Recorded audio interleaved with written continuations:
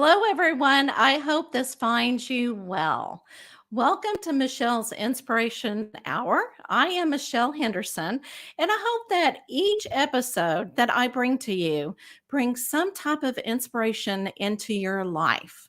All right, so this week, what I want you to think about, have you ever felt that you experienced a spiritual encounter in the most unlikely places? These spiritual encounters can remind us that there exists a spiritual plane, God, and that life does truly go on after we leave this planet behind. Now, I have a quote from Ryan Montgomery, and it states, I think everyone has spiritual encounters and feelings, but I don't think everyone chooses to acknowledge them. And I know in my life, I have had so many, you think it's coincidences? No. So when I think about it in my life, I'm going, really? I don't think that was coincidence. I think that was actually spiritual. And the more I listen, the more I feel like I am right. So we're going to have this discussion with the next guest, and I am so excited to have her. I'm going to kind of jump ahead, but I do have her book here, and we're going to talk about her book and about her life and her inspiration behind the book. But let me go ahead and tell you a little bit about her. So Dr. Marni is an award-winning, celebrated author, speaker, and educator. She earned her doctorate in education from Northern Illinois University and completed postdoctoral studies at Harvard after a very successful and rewarding 35-year career as a high school special ed teacher. And I think she needs a reward for that because we do need our teachers. With 12 years as a university adjunct graduate school professor. Marni's life was forever changed after experiencing numerous trauma-induced STEs, which it stands for Spiritually Transformative Encounters. Marni's 2020 Best Book, award-winning spiritual fiction, right here, God Came to My Garage Sale, is prominently endorsed by James Redfield, and we know who he is. Okay, best-selling author of the Celestine's Prophecy series of books, founding directors of IANDS, which stands for International Association for Near-Death Studies. And I find it absolutely fascinating. So let me go ahead and bring Dr. Marni on. All right, I got to do that. I got to do the audience real quick. The audience clapping. I just have to do that. It just kind of raises up the energy, don't you know? But how are you doing today, my dear? Oh, I'm doing great, Michelle. Thank you so much for having me on your Inspiration Hour. Well, I am so excited. Your whole life, when I was reading the book, when I was reading about you, I thought, you know what? She is such an inspiration because of what you have been through. And I am so grateful that you are sharing your story with us. Well, thank you so much. Our voices matter, and having these conversations, just can help inspire other people to realize they're not alone, and that, goodness can prevail no matter what our circumstances are. Absolutely. All right, so let's go ahead and get started, okay? Yes. So, and you know what? Whenever I was reading your book, and I find this fascinating because, religion or the way that we are raised, it kind of, I don't want to say marks us, but you go through that, you're programmed to believe in certain things. Mhm. And as I understand that you were raised in an atheist family, and Mhm. then you found spirituality later in your life. Can you Yeah. kind of tell everybody about that? How you experienced that, what you learned through the whole experience? Yeah, sure. Well, my early childhood experiences and upbringing, you know, kind of molded me into a non-believer. We have that foundation from, our family of origin, our parents, and but I always, in my heart of hearts, believed there had to be something more because there were just so many miracles that I could experience every day, just looking at nature, even the very tough times when I would see tragedies and sadness, I thought, well, somehow the human spirit has to be able to handle this. And there must be a bigger purpose for that. So I always had a drive within me to just, seek out more. And when I was in college, I actually went the organized religion route. And because I thought that was where you go to find these answers. And that was wonderful in itself. And eventually, when I was raising a family, I actually was a lector in church so I could read the Bible and learn about things. I'm not so much into organized religion now, more spirituality after I believe God came to my garage sale. So I'm of the belief that there are signs and synchronicities that we often ignore, but that really after a while, you can't really chalk them up to coincidences because they are so profound. They're so personal. They're so miraculous, otherworldly. And so, it was definitely a quest. Because of my upbringing, I really needed proof and evidence. Much more than most people. I didn't have that blind faith. And so I did a lot of research. Just as a teacher, a lifelong learner, I wanted to investigate this, and that was a journey of many years to really validate what I had gone through. And what I experienced were spiritual transformative encounters or experiences, STEs.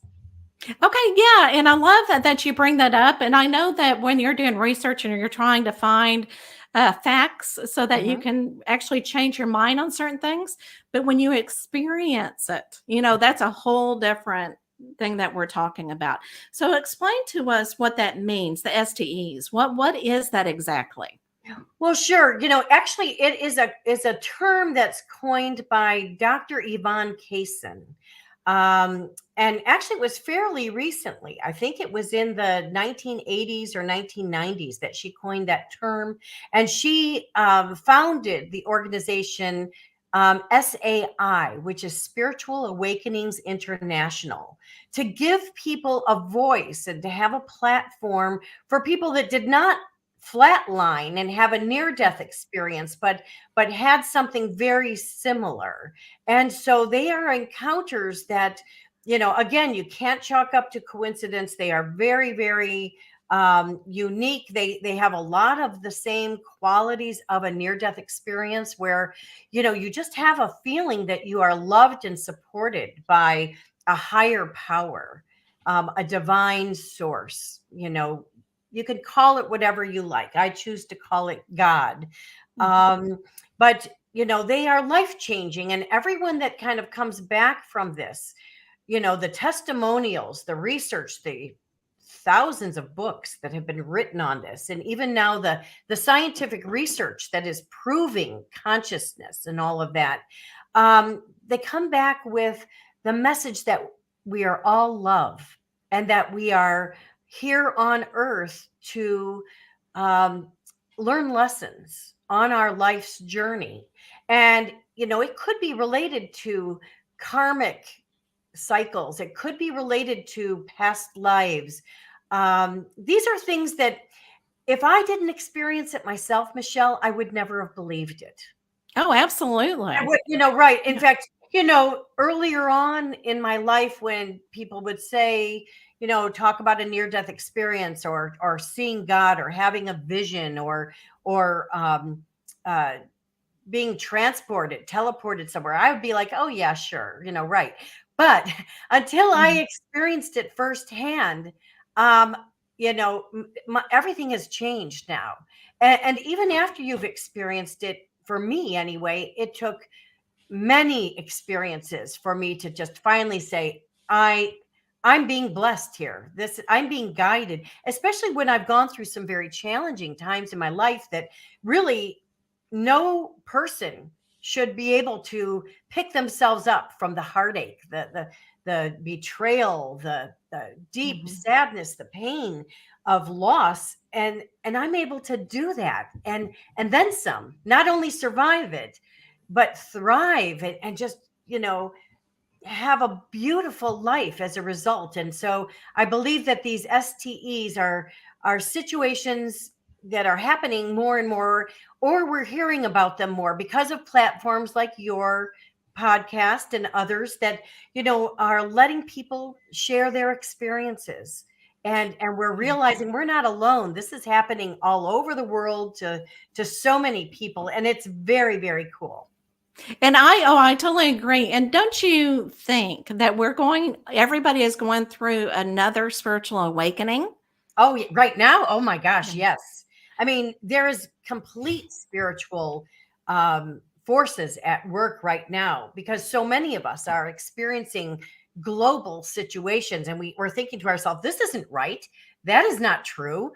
There's so much fraud and corruption and misinformation, and then there's so many warriors that are trying to bring about the light and the the hope and the positivity. And so that we're definitely in very almost biblical times, if you want to say it like Mhm. that. Mhm. But, you know, it's also happening globally, but it's happening personally for people in their own individual situations, their relationships with people, their decisions about all sorts of things, their health, their jobs, their communities, their families. People are actually putting up some healthier boundaries now, and not just going along status quo like, well, even though this is unhealthy, I'll just stay in it. People are getting stronger and stronger and saying, wait a Mhm. minute, part of our evolving is to let go of things that don't serve us and people and situations that are actually harmful to us or holding us back. And it's takes a lot of courage, it takes a lot of strength, and I'm very excited for myself, but also for others in the world, that we have this opportunity to have our light bulbs on. Right, absolutely. And talking is also a spiritual awakening. I know that a lot of people think, you know what, when I go through my spiritual awakening, it's going to be like, Candyland. Everything's going to be great. It's going to be sunshine, but it's not always like that. I know it's very emotional. And like you said, sometimes you have to take a stand. You have to change your life somewhat, and you'll be triggered a lot. So Yes. tell us about what you had to do when you were going through your spiritual awakening. You're going, enough is enough. Can you kind of tell us a little bit about that? Sure. Well, there's many different phases of my spiritual awakening. I can't just, put it all into like one event or one time frame. But, basically my story is that, I was living the American dream, teaching high school and college, raising two beautiful children that were adults. And you know, I finally, like, a light bulb went on where I finally realized I was ignoring years and years of red flags in my marriage. And I chose to divorce after 27 years.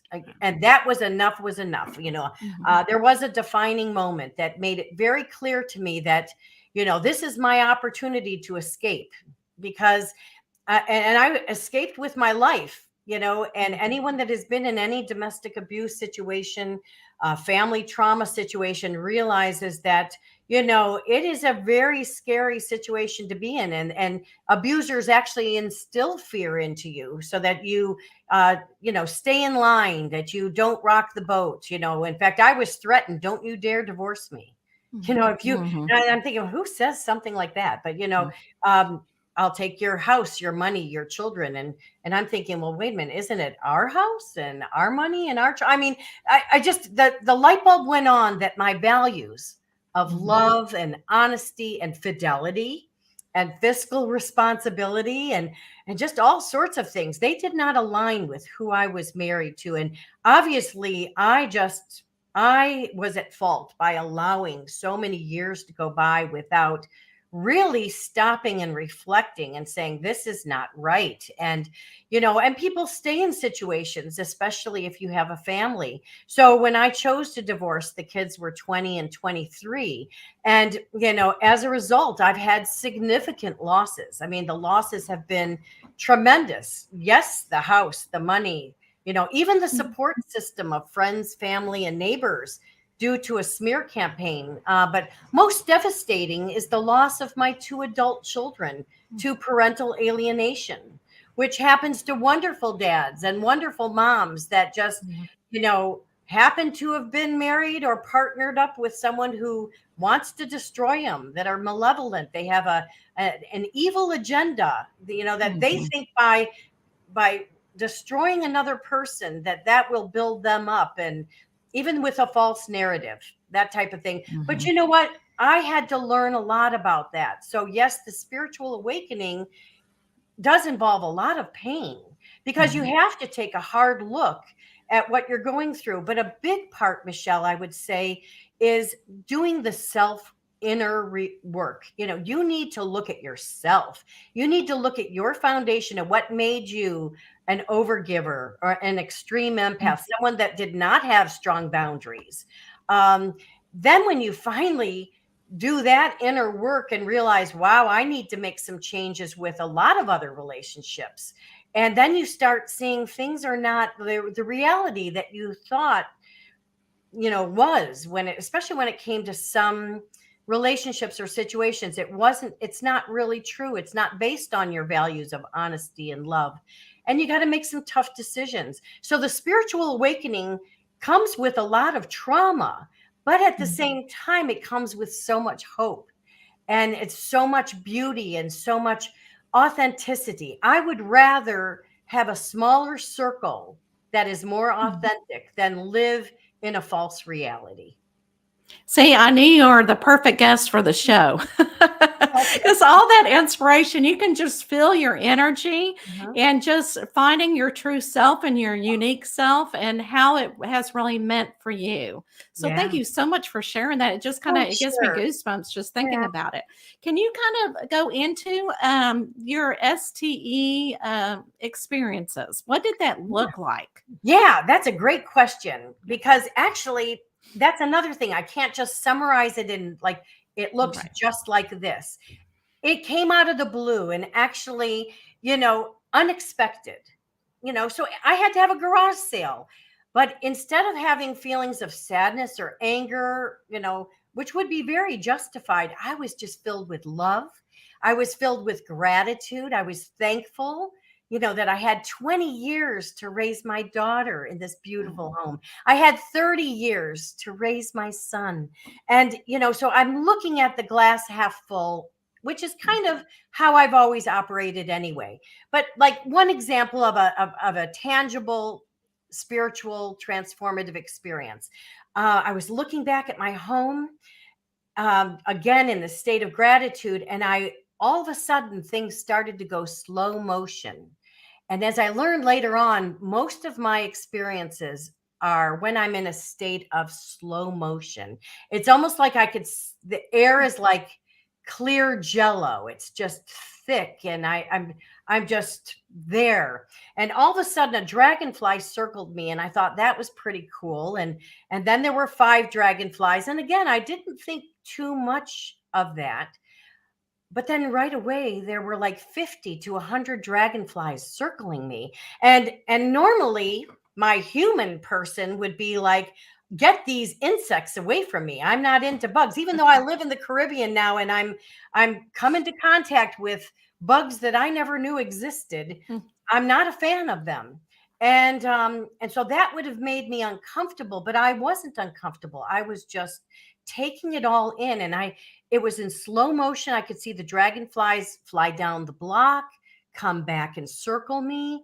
I could see the iridescent colors and the veins in the wings, and I could see different sizes that immediately my mind connected with people. So, not specific people, but just generations of ancestors, Oh, babies, wow. toddlers, teenagers, young adults, old adults.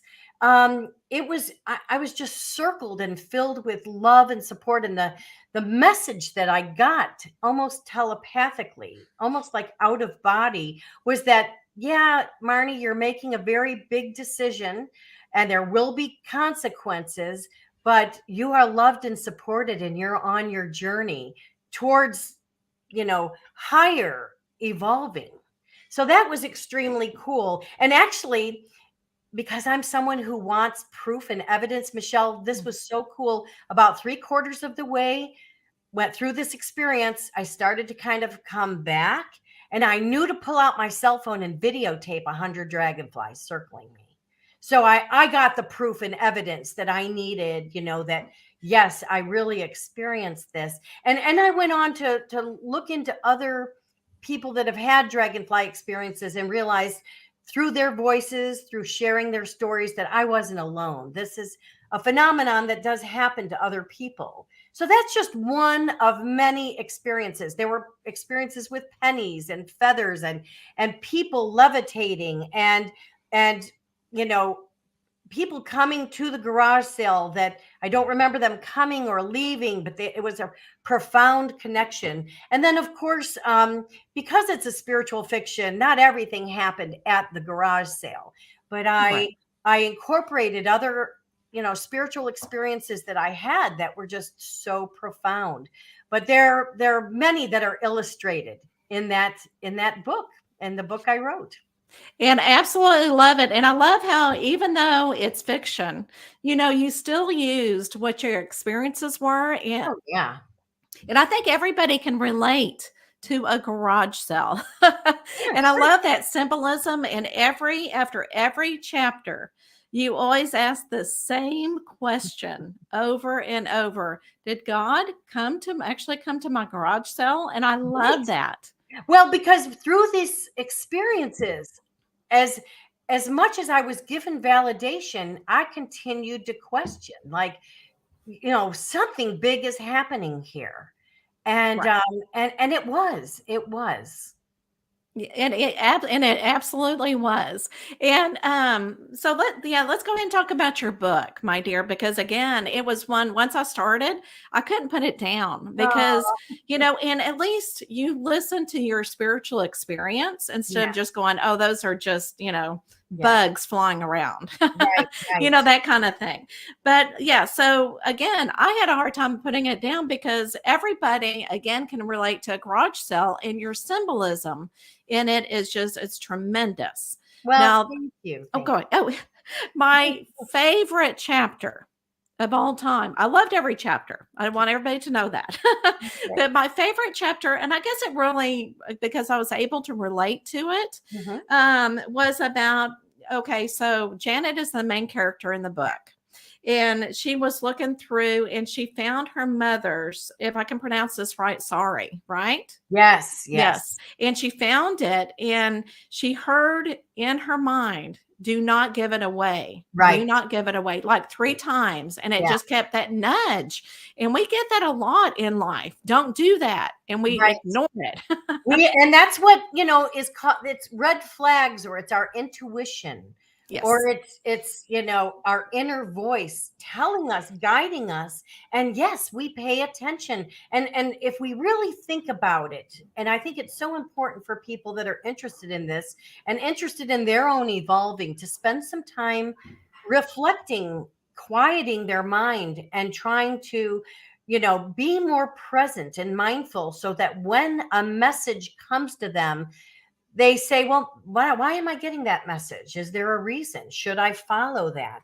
And we oftentimes find that when we do follow that, that was the right path to take. you know. Absolutely. But And yes, yeah. I actually in the book compared it to that movie. I think it's called Grand Canyon, where the one of the characters has this little baby, and finds this baby, and there's a homeless person that doesn't, no one's paying attention to, but who says, keep the baby. And the character doesn't remember hearing them talk or seeing them approach them, but she listened to that. And it was the same kind of thing, where keep the sari. And the sari, for people that might not know, is the fabric that is used in India for women when they have the long dresses. And the story is actually based on true accounts and true experiences. The love affair between my mom and this wonderful gentleman from India um, really did happen. And I really did, in my crawl space, when I had to leave my home, found a box of love letters, written in the Paravian onion skin paper, from the old days, the ones that are even kind of have stamps already, embossed in there, and they were just lovely, lovely letters. And in fact, actually, I originally wanted to write an entire book just on that chapter because it was so profound. The experience just, was so impactful. And I went from the old school, these letters, to, would you call it, modern day new school, to the internet, to Facebook, to find him, to find his family, and connected. And there's just so many things. I could talk hours and hours on what this whole experience happened. But I was fortunate enough with my life partner now, Rick. We spent a month in India, and we started our trip meeting him. Oh, And wow. I was able to give him a ring that my mom had saved for him. And I connected with him, and his entire family welcomed us, which was amazing. And it was kind of like a full circle situation. It was almost like my late mother in heaven was just, beaming. And now this man has since passed away. And I just feel like I was given such a blessing to remember him, because I did meet him when I was a kid, but to know that story and to know the significance of the fabric that was given to my mother, and to know that I almost sold it at the garage sale, and something told me, no, don't sell it. Hmm. And so it was just fascinating. And I still may write a book about it. I'm kind of moving in a different direction for the next new year. I am finishing the sixth book in my True Deceit, False Love series. So a whole different series that I have written since Oh, I've been here in the Caribbean, addressing domestic violence and oh, narcissistic abuse and parental alienation, and the inner work needed, the intergenerational family trauma connections. So I have a sixth book that I'm finishing up, but I'm so excited to work on some other projects.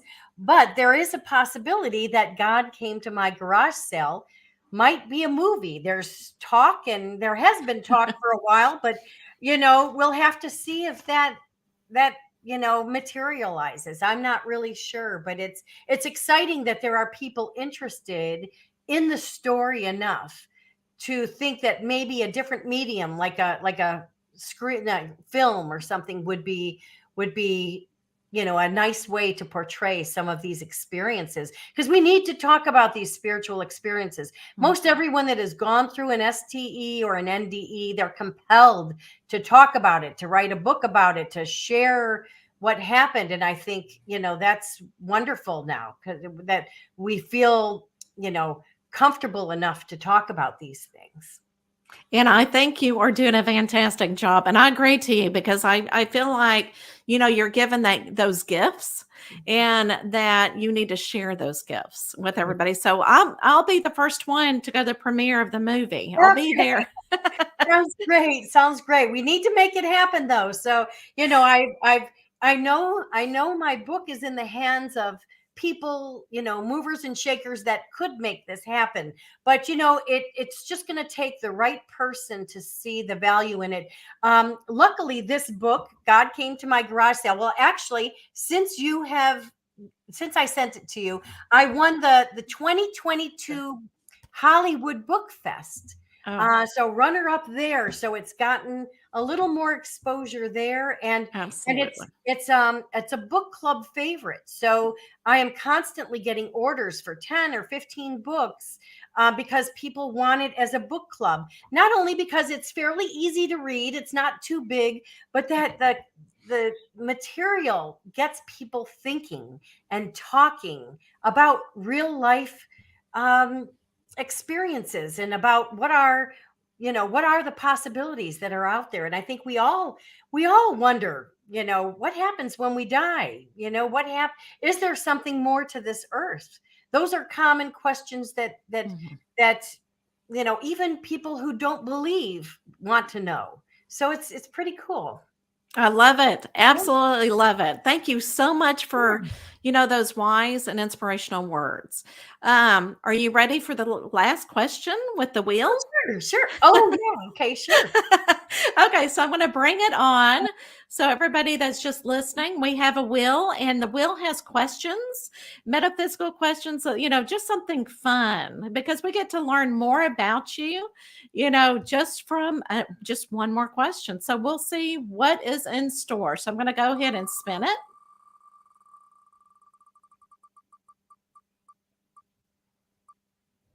Oh, now this is an interesting question for you. So, another class. All right. So, do you believe in ghosts? And you can take this because I know you're in the spiritual world. There's different definitions of ghost. Right, right. So, yeah, so tell us, what you believe in ghost, or, what is your take on it? Well, I am still evolving with my understanding of ghosts, but I will tell you, last week I had the honor of speaking at Columbia University in New York City.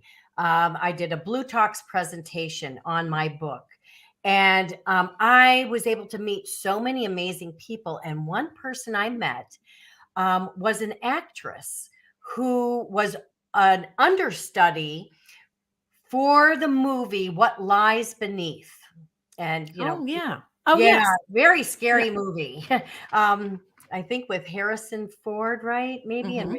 Michelle Pfeiffer, maybe. I don't know. I'd have to go back. I do own the movie, so I should take a Yeah, look. yeah, yeah, yeah. But Yeah, she it's was, been out for a while. Yeah. yeah, she was an understudy for actually the character that was underwater, that Mhm. kind of the ghost that came to life to help there be closure to the situation that um, was the plot of that whole movie. And we talked for at least a half an hour about ghosts. And that was very interesting because I really haven't talked to many people about ghosts. I've been interviewed on a few podcasts where they talk about ghosts and they investigate the paranormal and that type of thing. So it's hard for me. I don't know. I would have to say, if I had to say yes or no right now, I would say yes. I would have to say yes, but they may not be called ghosts. They might be spirits. They might be um, angels. They might be people that have passed and are in transition. But according to this actress that I met in New York City last week, um, 1000% she believes in ghosts because of what she had experienced, and that was pretty significant, and she's talking about it, which is great because we do need to have discussions to sort of ask about it. So I Right. suppose, I would say yes in some kind of form, and I'm sure that there's positive and negative entities. There has to be when you think about people on Earth. There are positive, empathetic, loving people, and yet there are also people that really have malevolent intentions, Yeah. that really are have kind of a real evil gene in them, and Yeah. which is so hard for us loving empathetic people to understand. But it's almost like you have to have the differences. You have to have the darkness to Mhm. appreciate the light, or you have to have the light to really understand the darkness. I agree. Oh my gosh, that's wonderful. Okay, so where can they find you, and where can people find your book? Well, sure. All of my books, God Came to My Garage Sale, and then my 5-book series, True Deceit, False Love. They can all be found on Amazon, just a click away.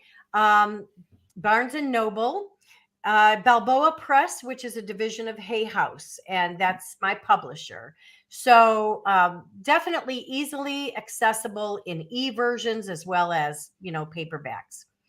To find more about me and my what I'm doing and what I have done with the speaking engagements and Mhm. book signings and events, you could go to my website, which is www.godcametomygaragesale.com. So not only do I highlight that, you could read about me, check out the people who have endorsed my books. Not only Mhm. James Redfield, the best-selling author of the Celestine Prophecy, but there are many others with all of the books, and they are resources within themselves. But another thing I do on the happenings section of my website is I highlight other people and their work and their books and their ideas. So you really kind of, since I'm not on social media, this is a Mhm. great platform for me to kind of highlight other people as well. So my website again is www.godcametomygaragesale.com. Love it. It has been a pleasure, my dear. Thank you so much. Thank you so much, Michelle. And stick around. Don't leave after we say goodbye to everybody, okay? Sounds good. Sounds good. Okay. All right. Thank you. It has been a pleasure. And did we say everything that you wanted to talk about, or is there anything that we left out? You know, because I talk so much about handling adversity and challenges, the other message I would give to people is just, hey, we all are going through challenges, and our challenges may look different than what I talked about here or what other people are going through. Realize you can handle your challenges with love and honesty and hope and goodness, and you can rise above these tough times. Don't have a permanent solution for a temporary situation. You know, I went from losing everything, and I still, it's been 10 years and I don't have my children in my life, Mhm. but I can Right. still find happiness and live a beautiful life despite those losses. So hang in there with whatever you're going through, and be open to signs and synchronicities, because it can get better, and there's a lot of love and support out there. Absolutely. And you heard it here. So hopefully you got inspired today with Michelle's Inspiration Hour. Thank you so much for watching and listening to us. Thank you. Thank you. Thank you.